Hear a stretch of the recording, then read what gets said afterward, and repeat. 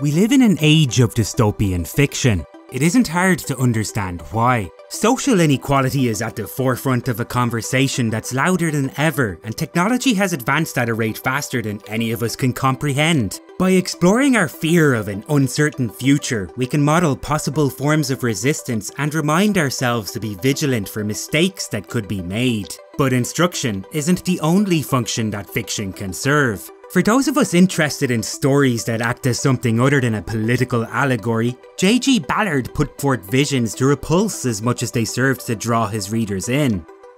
The Drowned World is Ballard's first book in a catalogue that grew to include The Drought and The Crystal World. Each of these stories described hellish environments where a tilt of the earth could melt the polar ice caps, where mankind's disregard for the ocean could cause our entire species to die of thirst, or where the unknowable machinations of the universe itself could cause the plant life of our jungles to be replaced with brittle shards of glass.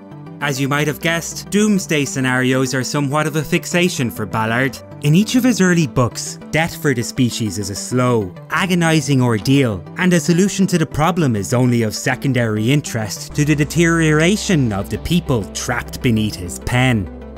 Often, prescience is highlighted as the most important part of science fiction. When a writer like Ballard can predict the effects of something like global warming, his books provide a worthy justification for their place on our shelves. However, with Ballard's fiction, the potential future he maps out isn't of the exterior, but that of an inner space, deep inside his characters, and yet connected to the disasters that afflict them.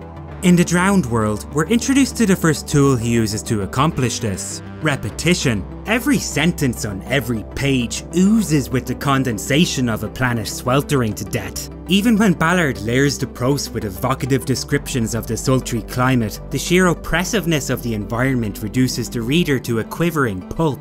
As we journey into the muddy swamps of Ballard's imagination, we don't observe his protagonist grow as a person or break free of his existential shackles. Rather, we become pummeled as he does and tranquilized by the madness that surrounds him. In The Drought, we dig a little deeper into the psychological complexity of being faced with our own extinction. Ballard's characters aren't real because of the choices they make, they're real because of the reasons that compel them. A woman who rebels simply to feel human again. A man who refuses to chase an ever-receding ocean. Inspiration for these people seems to come less from Ballard's daydreams of a sun-bleached wasteland and more from his own troubled childhood.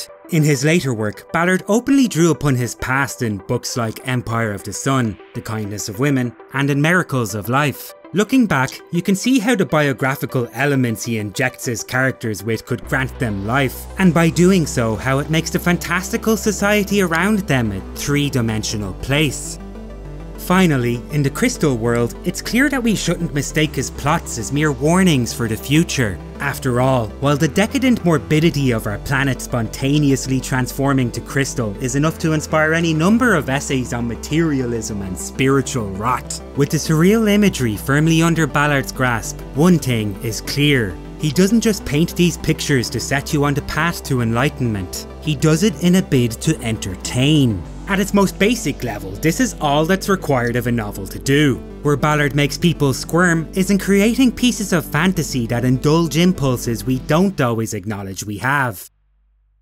Dystopian fiction presumes that there is an ideal status quo. Sometimes it can illustrate our struggle to achieve this ideal. Others it can act as a dark mirror for the real-world dangers that threaten us. Whatever the case, it isn't surprising that the dramatic thought experiments that populate our Netflix accounts have exploded in popularity. After all, a huge part of the audience has grown up in a period of history where they can expect to be led through a universal education system, ushered along to their chosen careers, guided to their inevitable soulmates, and given a helping hand as they step into their neatly arranged graves. J.G. Ballard wasn't lucky enough to experience this sense of security. Raised as a British citizen in World War II Shanghai and sent to a Japanese prisoner of war camp, it's fair to say that his picture of the world was warped at a very young age. How much of this trauma fed into J.G. Ballard's writing is impossible to measure, but given the confused times that formed him, it's tempting to draw a line between his personal experience and his unique take on genre fiction.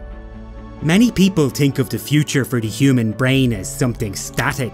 You could transport a personality from the 24th century and it wouldn't look much different to the ones we know today. At best, when a typical science fiction writer imagines what's ahead for the development of our minds, it's only ever a clear advancement such as the onset of heightened psychic abilities or an extreme improvement in the average person's IQ. But evolution isn't about progressing to an objective form of perfection. It's about adapting to the current environment you find yourself in. As such, J.G. Ballard's characters are utterly transformed by the despair that surrounds them. This despair isn't just the cause of their depression, or even the root of their physical disease. It seeps into their pores, rewires their neural pathways, and induces a symbiotic relationship with the world whereby the heroes of his writing can no more be removed from their barren landscapes than a fish could be taken from water.